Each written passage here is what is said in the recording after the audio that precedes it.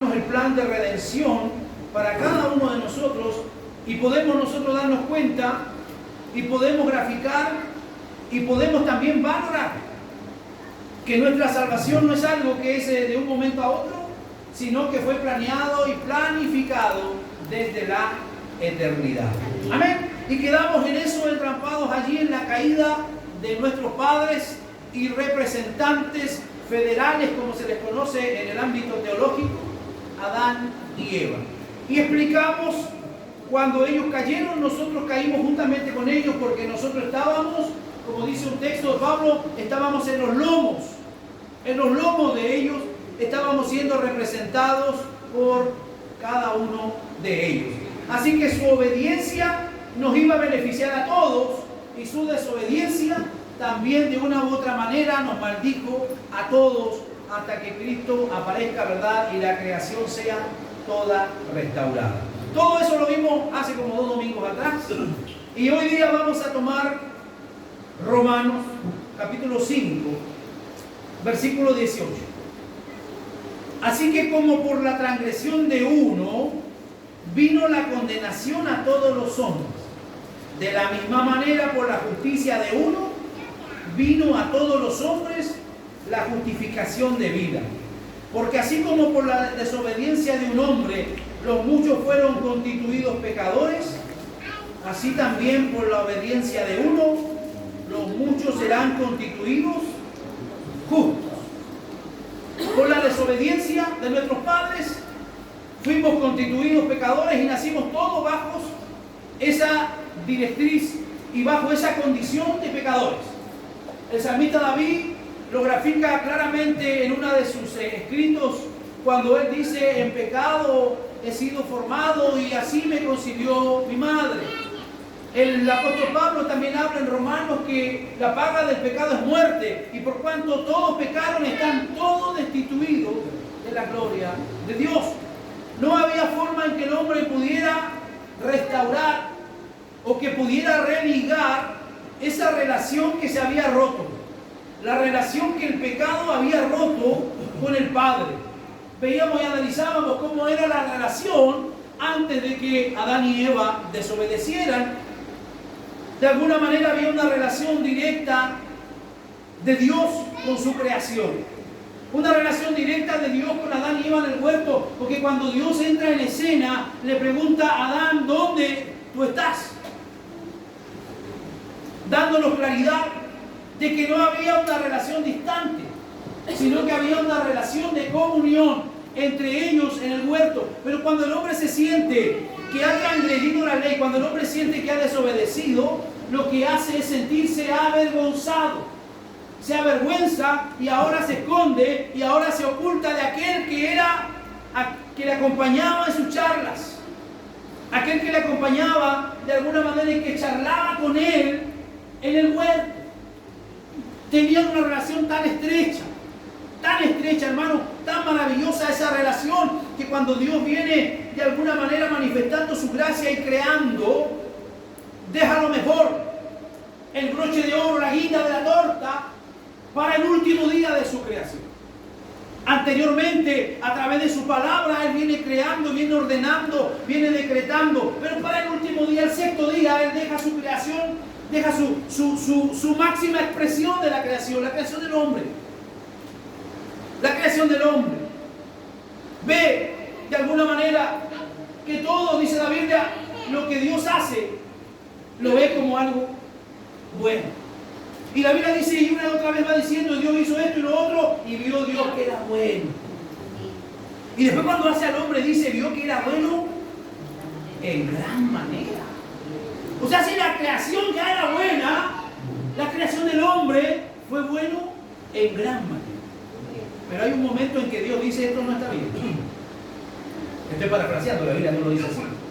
Pero hay un momento en que Dios dice: esto no está bien. Porque siente en Adán la soledad. Y la soledad nunca ha sido buena. Dios dijo: no es bueno que el hombre esté solo. Y si Dios lo dijo, ¿qué podemos decir nosotros? No es bueno que el hombre esté solo, hay una ayuda idónea para él. El sábado pasado estuve ministrando, el viernes estuve ministrando en una iglesia bautista a un gran grupo de matrimonios.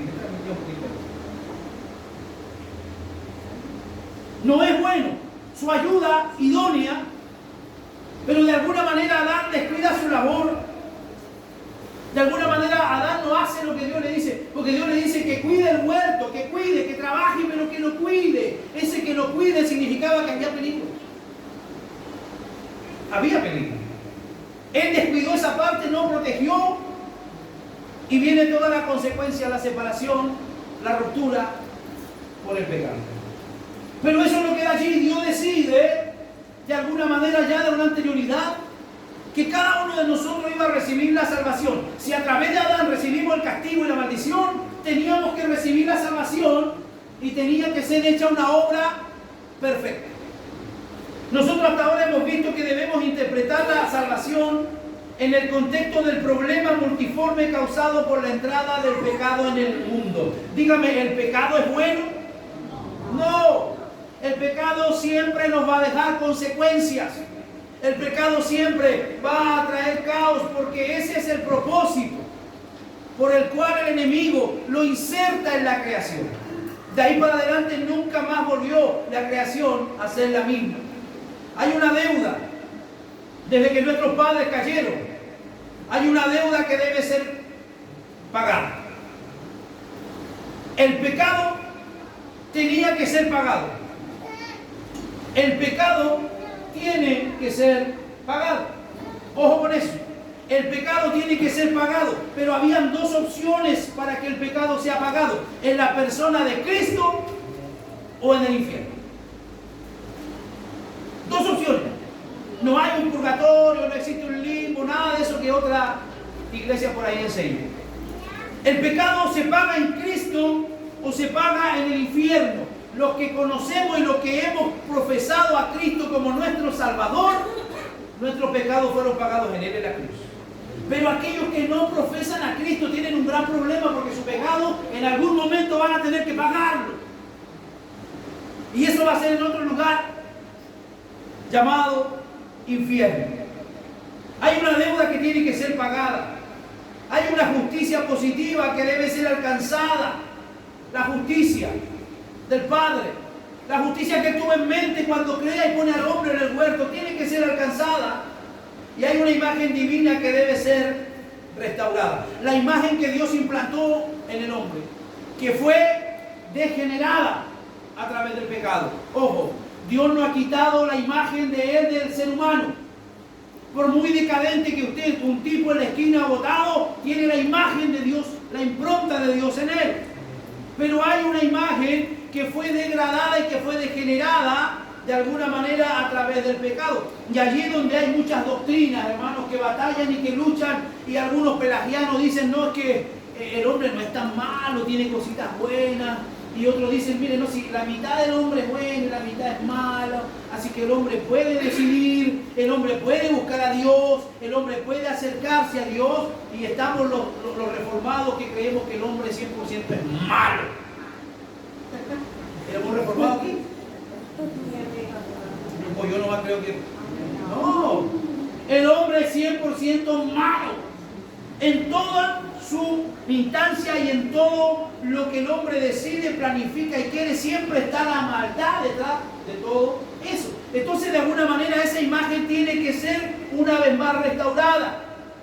Y para lograrlo, no solo debía morir Jesús por nosotros, ojo, sino que Cristo Jesús no solo tenía que ir a la cruz y morir, sino que tenía que vivir por nosotros. Vivir por nosotros. En el plan de redención, en el plan intratrinitario, el Padre le concede un número de gente al Hijo por los cuales Él tenía que venir a morir. El Hijo tenía que venir a dar su vida y a vivir una vida perfecta en obediencia para que eso pueda ser recibido. Y el Espíritu Santo es el que iba a traer a toda la gente al arrepentimiento y los iba a llamar a esa familia. Esa es la economía del plan trinitario de la salvación y de la redención. Ahora, para que Cristo su ofrenda y su sacrificio tuviera valor y fuera efectivo, Él no solo tenía que ir a la cruz, sino que tenía que vivir una vida en perfecta obediencia. Y nosotros siempre nos enfocamos en la cruz, ¿verdad? Y hacemos que la gente se emocione cuando hablamos de la cruz, pero pocas veces hablamos de su vida. ¿Sí o no? Pocas veces hablamos de la vida de Jesús. ¿Cuántos años vivió Jesús? Históricamente 33, 34 años. Un joven que se dedicó 30 años a muchas cosas que la Biblia no nos dice y que algunos historiadores por ahí dan pinceladas. Pero sabemos que los últimos 3 años de vida lo dedicó 100% a su ministerio. Mire, yo tengo 25 años de ministerio, Jesús hubo solo 3 años. Y con 3 años de ministerio de Jesús todavía 2000 años después seguimos hablando de lo que él hizo. Marcó la historia, el antes de Cristo y el después de Cristo. Marcó absolutamente la historia. Así que si algo tenía que hacer él era vivir una vida de obediencia. Y algunos rápidamente dicen, pastor, pero que él era Dios. Con eso nos justificamos. Digo, no, pero él era Dios, por eso que no pecó, era Dios. Nosotros sabemos que él fue introducido del vientre de María. Estuvo 9 meses en el vientre de María. Nació como un niño, nace un niño común. Sabemos que pasó hambre, sabemos que pasó sed, sabemos que pasó soledad, sabemos que fue traicionado, tiene que haber pasado frío, tiene que haber pasado todo lo que nosotros pasamos, porque él era absolutamente hombre y absolutamente Dios. Todos sabemos eso, ¿verdad? Algunos dicen 100%, a mí no me gusta usar ese 100% porque es como que le estuviera dando una cantidad. No, absolutamente. Para mí Jesús era absolutamente hombre y absolutamente Dios. No me pregunte cómo funcionaba eso en su cuerpo porque yo lo pienso y no logro deducir cómo era que funcionaban esas dos personas dentro de su cuerpo. Pero necesitamos nosotros entender y verlo a través de la fe. No solo debía morir, sino que debía vivir por nosotros. Como dice el teólogo Wayne Grudem, él tenía que obedecer la ley durante toda su vida en nombre nuestro, a fin de que los méritos positivos de su perfecta obediencia fueran contados a nuestro favor. Este Grudem es tremendo. Él tenía que obedecer la ley durante toda su vida. ¿Cuánto tiempo tenía que obedecer? Toda la vida. Toda su vida. En nombre nuestro, a fin de que los méritos positivos de su obediencia fueran contados a favor nuestro. Hoy día vamos a enfocarnos en estos episodios. 2 episodios vamos a tener hoy día. Esto que es la introducción y ya me mandé como 20 minutos. Vamos a ver 2 cosas: el bautismo y la tentación. El bautismo y la tentación. Vamos a hablar de esos 2 episodios que usted los conoce y que usted lo sabe de memoria. Estos están íntimamente relacionados. En esto tenemos que enfocarnos esta mañana. Los críticos de la vida de Jesucristo, que están íntimamente relacionados entre sí y que evidencian el aspecto representativo de su obra salvadora: su bautismo en el Jordán y la tentación en el desierto. El bautismo en el Jordán. El Señor Jesús cerró para siempre el taller de carpintería en algún momento después de haber cumplido 30 años. Colgó el cincel, colgó el martillo y se dedicó a su ministerio. Le dio inicio a su ministerio público. Sin embargo, en vez de dirigirse a la plaza o en vez de dirigirse al templo de Jerusalén para proclamar abiertamente su identidad como el Mesías, pregunto, ¿Jesús sabía que él era el Mesías? Teológicamente, piense usted, ¿Jesús sabía que él era el Mesías? Él no sabía. A los 12 años se le pierde a su padre y a su madre, lo buscan por todos los lugares. ¿Y dónde lo encuentran? En el templo. ¿Qué estaba haciendo? Predicando, enseñando. Y le dice, ¿por qué me buscaban? ¿No saben que en la casa de mi padre, en los negocios de mi padre, me conviene estar? Él sabía, hermano. Él podía haber ido directo a la plaza central. Él podía haber ido a cualquier lugar público y haber dicho, aquí estoy, soy el Mesías. Podía haberlo hecho porque estaba hablando lo que realmente era, estaba diciendo verdad, él era el Mesías. Pero ¿qué es lo que hace Jesús? Jesús en humildad se va a donde su primo, ¿cómo se llamaba su primo? Juan el Bautista. Juan el Bautista aparece algún tiempo antes que Jesús. Algunos dicen meses, otros dicen años, bautizando en las riberas del río Jordán. Pero antes de irse a la plaza, Jesús a proclamar su identidad, se dirige al río Jordán, donde estaba Juan. Vaya a Mateo capítulo 3, versículo 1. Hacia allá va Jesús al encuentro de Juan. Mateo capítulo 3, versículo 1 en adelante. En aquellos días vino Juan el Bautista predicando en el desierto de Judea y diciendo: arrepentíos, porque el reino de los cielos se ha acercado. Pues este es aquel de quien habló el profeta Isaías cuando dijo: voz del que clama en el desierto, preparad el camino del Señor y enderezad su senda. Hay una palabra profética paralela en el libro de Isaías capítulo 40 verso 3. ¿Cuántos años antes de Jesús profetizó Isaías? ¿Cuántos años antes de Jesús profetizó Isaías? 730 años aproximadamente. Imagínense, Isaías dejó una profecía diciendo que un personaje vendría y prepararía el camino para el Mesías. 730 años antes. Luego también el profeta Malaquías está hablando de que antes que venga el día grande y terrible del Señor, aparecerá también alguien que hará volver el corazón de los padres a los hijos, y eso está tipificando a el predicador del desierto, a Juan el Bautista. Aquí tenemos, hermano, este episodio donde Juan había comenzado su ministerio unos cuantos meses atrás al presentarse a sí mismo. ¿Cómo se presentaba Juan? Como una voz que clama en el desierto. Él no se presenta como un gran rabí, no se presenta como un gran maestro, como hoy día dirían algunos: yo soy un apóstol.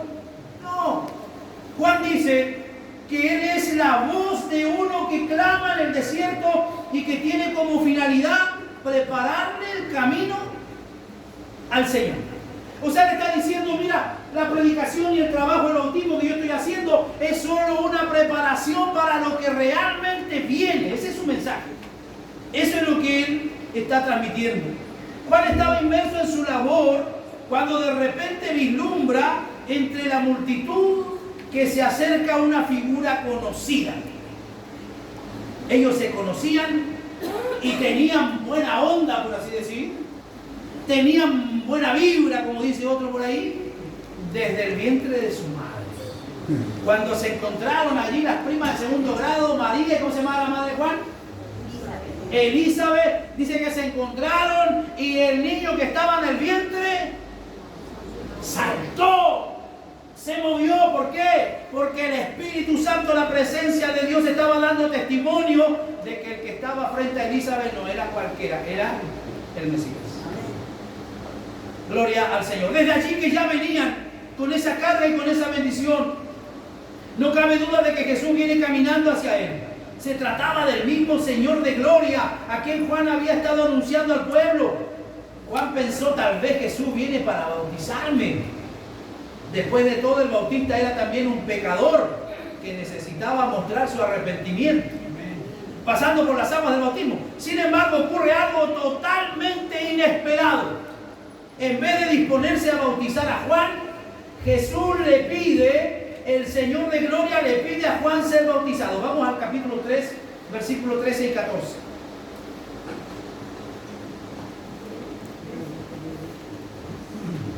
Tome el versículo 11. Juan 3:11.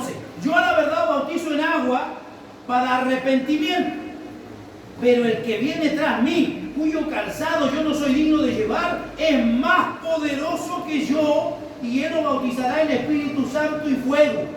Su aventador está en su mano y limpiará su era, recogerá su trigo en el granero y quemará la paja del fuego que nunca se apaga.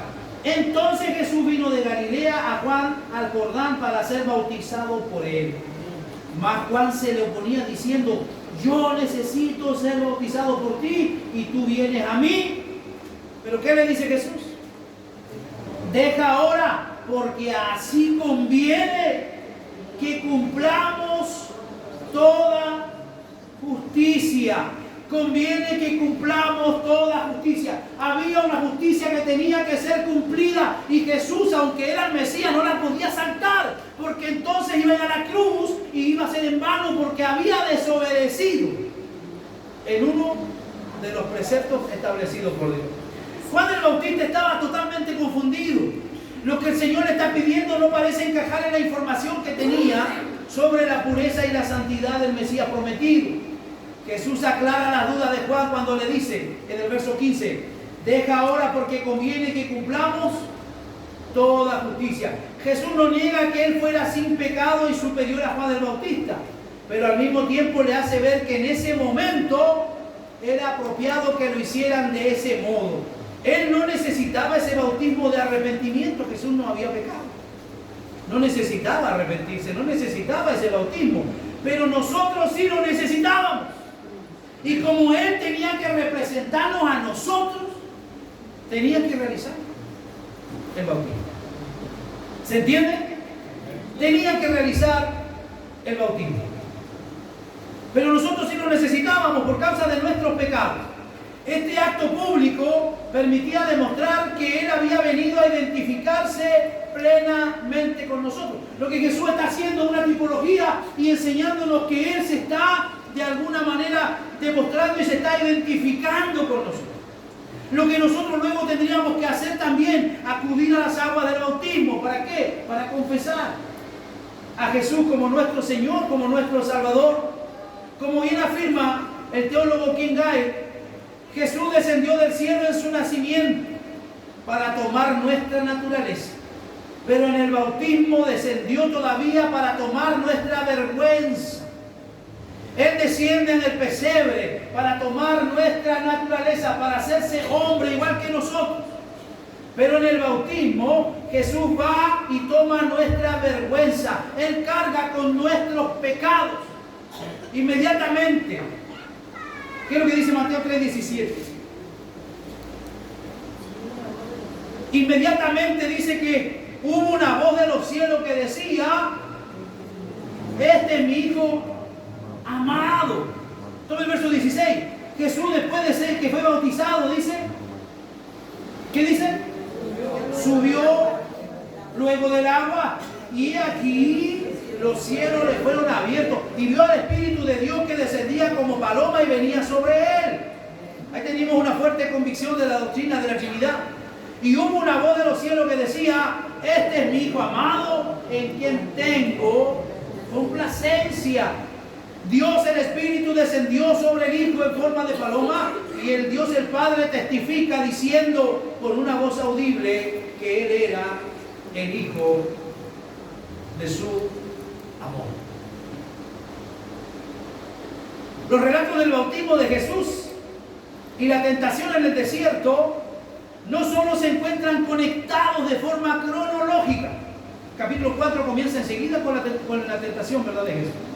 No solo están conectados de forma cronológica, sino que también están relacionados de forma teológica. Ambos eventos juegan un papel de vital importancia en la historia de la redención. Alguien dijo una vez que los cabellos de Jesús estaban todavía mojados cuando fue llevado por el Espíritu Santo al desierto para ser tentado. ¿Para qué fue llevado Jesús al desierto? ¿Para qué? Para ser tentado. ¿Para qué llevó Dios al pueblo de Israel al desierto? Para ser probados. Para mostrar, dice la Biblia, lo que había en sus corazones. Las pruebas siempre van a mostrar lo que hay en nuestro corazón. Las pruebas van a sacar, hermano, lo mejor que hay en usted.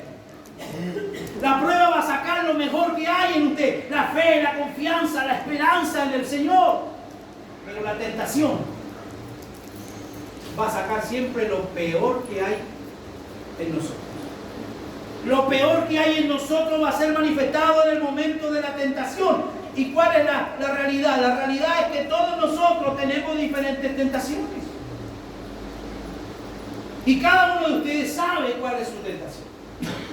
Cada uno de ustedes sabe cuál es su debilidad. ¿Y qué tengo que hacer, pastor? ¿Relajarme con eso? No. Trabajar, fortalecer esa área.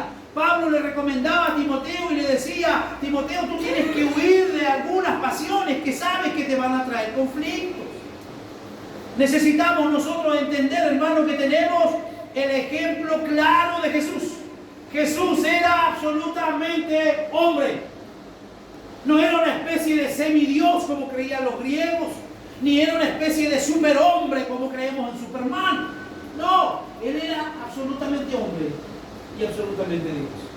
¿Usted cree que le fue fácil a él cuando aparece el tentador después de 40 días de ayuno a ofrecerle pan calentito?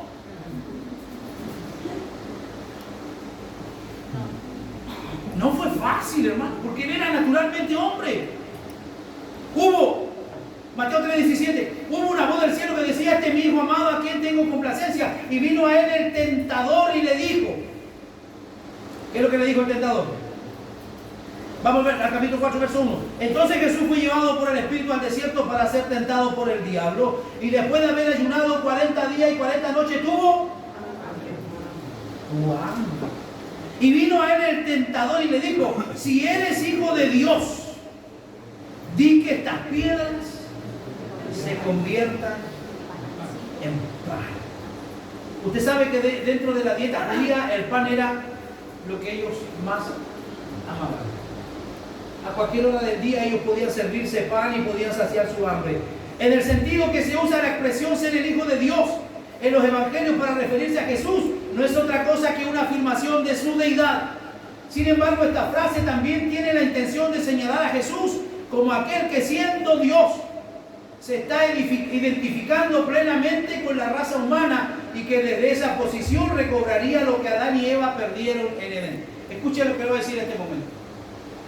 El propósito de que Jesús sea tentado era que él tenía que demostrarle al Padre que en condiciones diferentes a las de Adán y Eva, él podía vencer la tentación humanamente y no desde la deidad. Si usted analiza, las tentaciones son lo que el diablo le ofrece y le puede ofrecer a todo ser humano. Satisfacer su carnalidad, el pan, satisfacería el hambre. ¿El hambre de qué? De la carne de Jesús. Porque su interior él estaba fortalecido con 40 días de ayuno. Imagínense una comunión tremenda con el Padre, pero su cuerpo físico necesitaba ser alimentado. Así que de alguna manera, hermanos, él tenía que recobrar lo que Adán y Eva perdieron en Edén. Síganme. Adán y Eva tenían todo lo que necesitaban en el huerto. Estaban como en uno de esos viajes con todos los gastos pagados. Adán y Eva tenían todo. Dios se encargó de crearle todo lo que ellos necesitaran. Estaban en perfectas condiciones. Aún así fueron tentados y cayeron. Entonces, que usted tenga todo lo que quiere no es garantía de que usted va a ser fiel a Dios. Que usted posea todo lo que su corazón anhela no le garantiza su fidelidad a Dios, porque el tentador va a estar viniendo de una u otra manera. ¿Para qué? Para sacar lo peor que hay en nosotros. Él le ofrece, ¿qué le ofrece? El pan. Después en el verso 5 lo lleva a la ciudad y le pone sobre el pináculo del templo y le dice: si eres el Hijo de Dios, échate abajo, porque está escrito: a sus ángeles mandará cerca de ti. Lo está tentando, le está ofreciendo autoridad. Tú quieres ser conocido, quieres ser famoso, mira, ven, tírate del pináculo. De alguna manera estaba queriendo acortarle el camino a Jesús, llevarlo allá arriba a la fama y a la gloria, pero lo más rápido posible. Dígame si al ser humano no le gusta eso hoy en día. Sí, pero ¿qué es lo que le dice el Señor? En todo momento lo rechaza. No tentarás al Señor tu Dios. Otra vez el diablo llegó al monte alto y le mostró todos los reinos del mundo y la gloria de ellos. Y le dijo: todo esto te daré si postrado me adorare. Entonces Jesús le dijo: vete, Satanás, porque escrito está: al Señor tu Dios adorarás y y solo a Él servirá. Imagínese a un humano común y corriente hoy día en una experiencia sobrenatural como esta, donde el diablo lo lleve a la cima del Everest, que es uno de los montes más altos, y le diga: yo te voy a dar todos estos reinos si tú te arrodillas y me adoras. Si nos imaginamos a un Putin, si nos imaginamos a un Biden, esos tipos caen de rodillas antes que se lo pregunten. Porque lo único que ellos quieren es gloria, es abarcar, es ser reconocido, es ser temerario. Pero ¿qué le dice Jesús? Escrito está: al Señor tu Dios adorarás y solo a Él servirás. Hay un detalle ahí.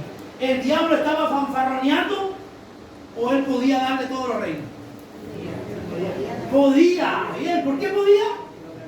Porque Adán y Eva lo perdieron en el huerto. No estaba fanfarroneando el diablo, él tenía la autoridad allí, pero luego la perdió ¿cuándo? Cuando Cristo triunfó en la cruz del Calvario. Gloria a Dios, pero esos son otros temas. En este sentido, como lo explica Moore, el bautismo fue la inauguración del reinado de Jesús y una declaración de guerra. Jesús había venido como hombre para vencer la tentación en el mismo terreno en que Adán y Eva lo perdieron y fueron derrotados. Jesús es llamado Hijo de Dios para señalar que aún siendo Dios se identifica con la raza humana. Podemos observar esto más claramente en el relato que nos ofrece Lucas en su Evangelio. Vamos rápidamente a Lucas capítulo 3.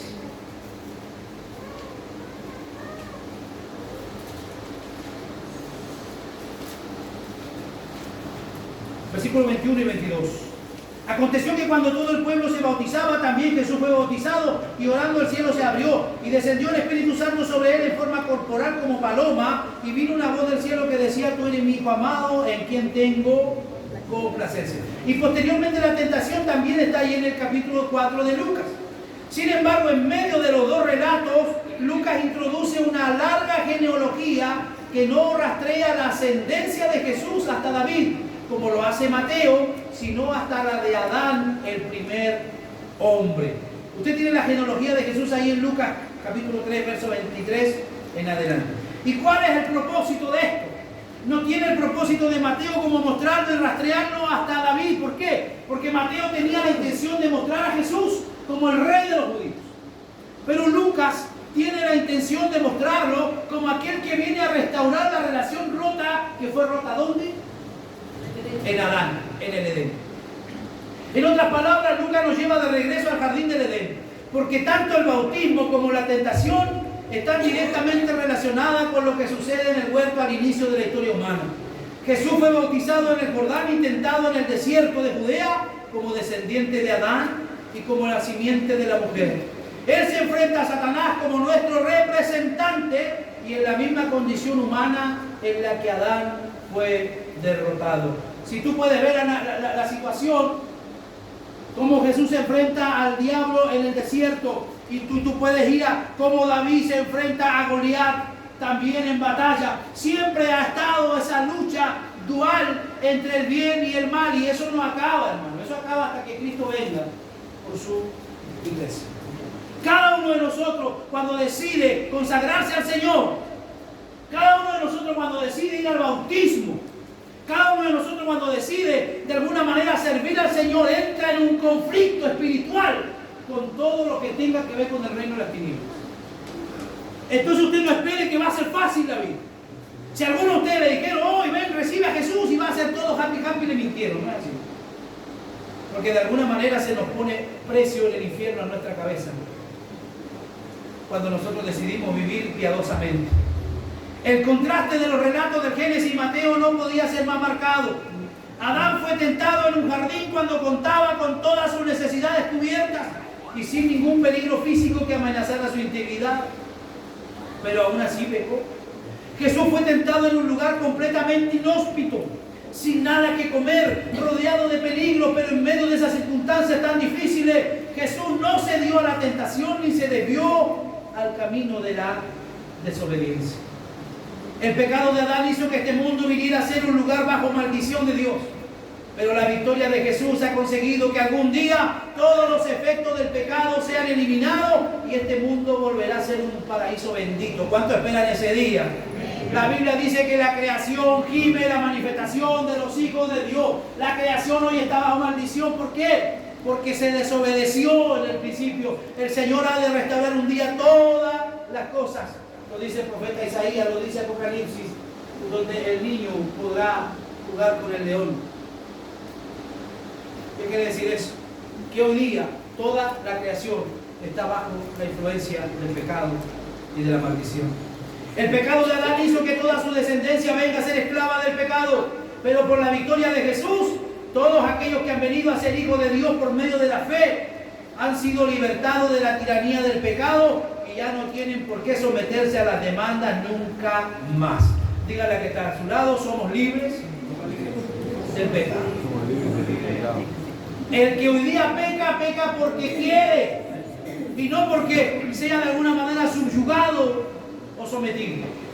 Debemos considerar el trasfondo al analizar el relato de la tentación, porque Satanás trató de hacer con Jesús lo mismo que hizo con Eva, atacar su identidad como hijo de Dios, para luego apelar a los deseos legítimos. Cuando Satanás le sugirió que convirtiera las piedras en pan, un elemento esencial en la dieta de los judíos, Satanás estaba apelando a los deseos legítimos para aprovecharse y para tomar control sobre él, como lo hizo con Eva en el huerto. Cabe preguntarse si la tentación de Jesús fue real. Pienso que Moore, el teólogo, tiene razón al afirmar que Jesús fue torturado en el desierto de la tentación, pero no porque deseara algo prohibido, sino porque él también poseía aquellos deseos humanos naturales que lo atraían hacia estas cosas temporalmente negadas para él. Era natural que Jesús deseara comer después de 40 días de ayuno. Es muy probable que la mera idea de convertir esas piedras en pan acrecentara en él un sentido de urgencia para saciar su apetito, pero aún así no se dio a la sugerencia del diablo, porque él sabía que estaba detrás de esta oferta satánica. Si Jesús decidía hacer uso de su poder para convertir las piedras en pan, entonces estaba aceptando la sugerencia velada de Satanás con respecto al cuidado paternal de Dios. Si él hubiera obedecido y se hubiera sometido y hubiera convertido las piedras en pan, estaría diciendo: creo que mi padre no me va a alimentar, así que yo me voy a alimentar como pueda. Cada vez que nosotros accedemos a las tentaciones y ofertas del diablo, estamos diciendo y manifestando: creo que mi padre no me va a dar lo que yo quiero, creo que mi padre no me va a dar lo que necesito, y eso es absolutamente falso. No habría declarado Dios de Jesús que era su hijo amado, del quien tenía complacencia. Pero había algo más detrás de la tentación.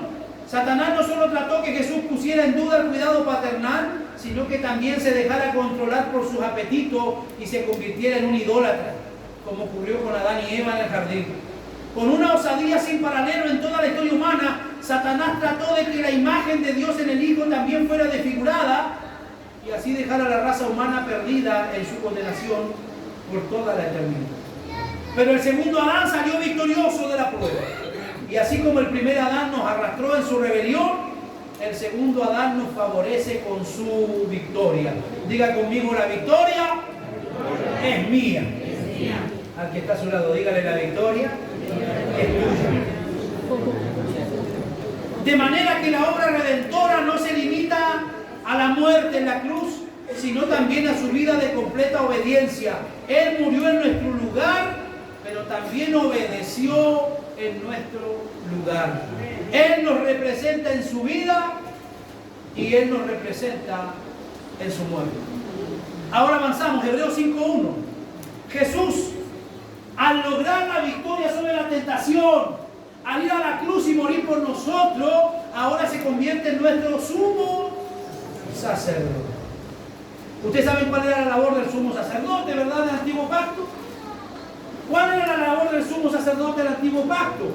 Una vez al año, presentar ofrenda para que los pecados del pueblo fueran de alguna manera aplacados. Que la ira de Dios fuera aplacada sobre los pecados del pueblo, pero eso no traía remisión de pecado. A la luz de la necesidad de representar a la raza humana en la presencia de Dios, que debemos considerar el oficio sumo sacerdotal de Cristo. Eso lo vamos a estudiar, creo que en 2 partes más. El oficio sacerdotal de Cristo durante el antiguo pacto, escuchen lo que le voy a decir, Durante el antiguo pacto, o sea, del Antiguo Testamento, el rey era el representante de Dios ante el pueblo. Por eso es que cuando el pueblo de Israel llora y reclama y pide a Dios que le dé un rey como todas las demás naciones tenían, no causó gracia a Dios, porque le estaban diciendo, ¿sabes? Ya no estamos confiando en tu gobierno, así que queremos tener a un hombre de carne y hueso que nos gobierne. Y usted sabe toda la barra que hizo. ¿Qué fue el primer rey de Israel? Saúl. Así que el rey es el representante de Dios ante el pueblo, mientras que el sacerdote era el representante del pueblo ante Dios. Haga esa división y entiendan. El rey representa ¿a quién? ¿A quién representa el rey? A Dios ante el pueblo. Él es la autoridad ante el pueblo, pero el sacerdote representa al pueblo ante Dios. Ante Dios. Mientras que el sacerdote era el representante del pueblo ante Dios, como lo dice Orly. El rey proveía la autoridad para el pueblo y el sacerdote se solidarizaba con el pueblo. ¿Qué dice Hebreos 5:1? Porque todo sumo sacerdote tomado de entre dónde. ¿De dónde eran tomados los sumos sacerdotes? De entre los hombres. No eran tipo extraterrestres que venían de otro planeta. No, eran tomados de entre los hombres. ¿Para qué? Constituido a favor de los hombres en lo que a Dios se refiere, para que presente ofrendas y sacrificios por los pecados. Dígame, ¿cuál es la labor que hoy día cumplen los ministros en la iglesia? ¿Cumplen una labor diferente? La misma labor. Representar al pueblo ante Dios, presentar ofrendas, presentar rogativas, traerle la palabra de Dios, lo que Dios quiere que ustedes escuchen. Esa es nuestra labor. Este texto nos provee tres enseñanzas claves sobre el oficio del sacerdote. En primer lugar, el sumo sacerdote debía ser tomado de entre los hombres, es decir, debía pertenecer a la raza humana. En segundo lugar, era constituido por Dios a favor de los hombres en lo que a Dios se refiere. En otras palabras, el sumo sacerdote debía velar por el bienestar del ser humano en lo que respecta a su relación con Dios. Su función era obtener la buena voluntad de Dios a favor del hombre. Por último, también se nos enseña que la única manera en que el sumo sacerdote podía procurar la buena voluntad de Dios para la humanidad era presentando ofrendas y sacrificios por cada uno de los pecados. Esta es la manera en que la función de Jesucristo como sumo sacerdote está relacionada con el mayor problema de la raza humana, la culpabilidad y la corrupción del pecado. ¿Qué dice Hebreos 10:11? Jesús nos representa como sumo sacerdote delante de Dios, habiendo ofrecido a sí mismo. ¿Qué dice Hebreos 10:11? Y ciertamente todo sacerdote está día tras día ministrando y ofreciendo muchas veces los mismos sacrificios que nunca pueden quitar los pecados. Ahí está el sacrificio del antiguo pacto. Pero Cristo, ahí está la diferencia, habiendo ofrecido, ¿cuántas veces? Una vez para siempre, un solo sacrificio por los pecados, se ha sentado a la diestra de Dios. Todos los años en Yom Kippur se presentaba un cordero en holocausto, un carnero, un macho cabrío. Se presentaba y se traía, ¿para qué? Para expiar los pecados del pueblo. Y todos los años se hacía exactamente lo mismo. Se traían dos chivos, uno era presentado al altar y el otro le declaraban todos los pecados, le echaban toda la culpa a ese chivo. Por eso que la gente dice, este es un chivo expiatorio. O sea, no es el verdadero culpable, sino que le están echando la culpa. Eso hacía. El sumo sacerdote tomaba y le cortaba el cuello y sacaba la sangre del cabrito y lo derramaba como ofrenda, pero el otro se llevaba toda la culpa de todo el pecado de Israel que había cometido en un año. Y dice la Biblia que lo liberaban en el desierto para que se vaya con todos los pecados cargados sobre él. Por eso cuando usted escucha la frase chivo expiatorio, se está refiriendo a eso, que le están echando la culpa a alguien que realmente no tiene la culpa. Pero ¿qué dice aquí? que Cristo dejó. Cuando Cristo vino y murió en la cruz, se deja de hacer todos los años sacrificio, porque Él lo hizo, dice, de una vez para siempre. De una vez y para siempre. Por eso es que nosotros no estamos muy de acuerdo que todos los años Semana Santa matan a Cristo, lo vuelven, no. Él lo hizo de una vez y para siempre, en un solo sacrificio por los pecados, y se ha sentado a la diestra de Dios. ¿Qué dice Hebreos 7:23? Y los otros sacerdotes llegaron a ser muchos. Hebreos 7:23 al 25. Debido a que por la muerte no podían continuar. Había que estar siempre nombrando sacerdotes porque morían. Más hablando de Cristo, por cuanto permanece para siempre, porque Él es Dios. Tiene un sacerdocio inmutable. ¿Cómo es su sacerdocio del Señor? Inmutable, no cambia. Por lo cual puede también salvar perpetuamente a los que por Él se acercan a Dios. ¿Cómo los puede salvar usted, hermano? Perpetuamente, para siempre. Y ahí está lo que siempre nuestro presbítero Juan nos recalca. No es que hoy día soy salvo y mañana parece que no soy. Es que hoy día soy un poquito más salvo que ayer. No, Él te salvó y te salvó perpetuamente. A los que por Él se acercan a Dios viviendo siempre. ¿Para qué vive siempre el Señor? ¿Para qué vive siempre?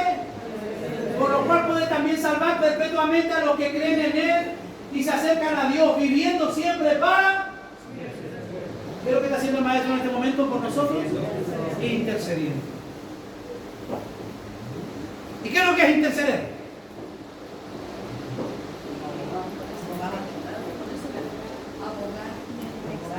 ¿Qué es lo que es interceder?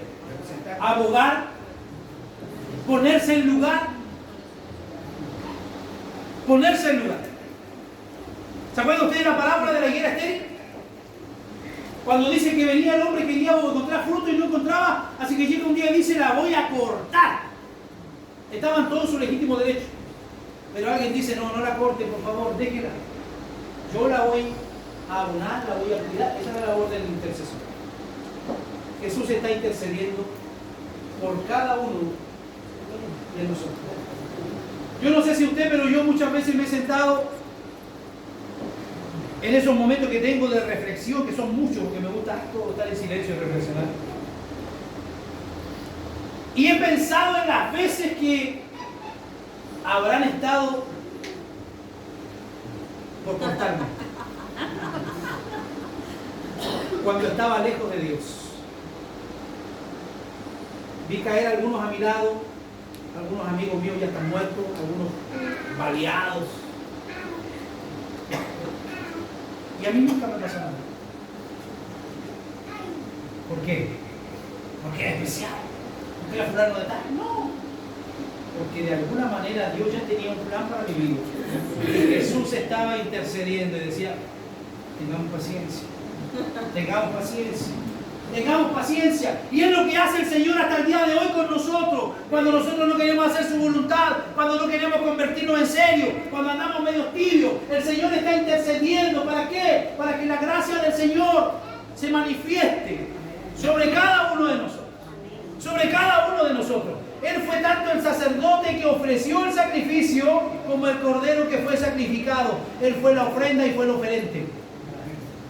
Todos los sacerdotes del Antiguo Testamento eran apenas una sombra que apuntaban hacia el sacerdote perfecto, nuestro bendito Señor y Salvador. Y todos los sacrificios prescritos en la ley de Moisés no eran más que una representación del sacrificio de sí mismo a nuestro favor.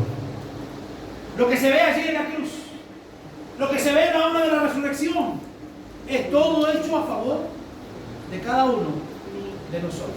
Y no es para que se diga, wow, qué poderoso era Jesús, oh, qué poderoso es Dios. No, es para que nosotros podamos glorificar y podamos exaltar a Dios por su misericordia, por su bondad y por su fidelidad. Si Jesús hubiera faltado a una iota de la Escritura, a una jota o a un punto, nosotros no hubiéramos podido entrar al cielo, no hubiéramos tenido salvación.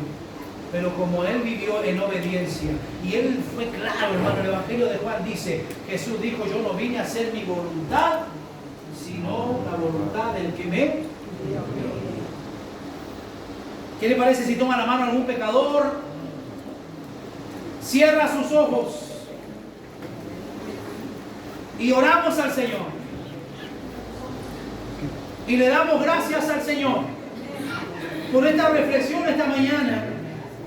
Que Jesús nos haya representado, haya mantenido su obediencia hasta el final, para que nosotros hoy día fuéramos justificados.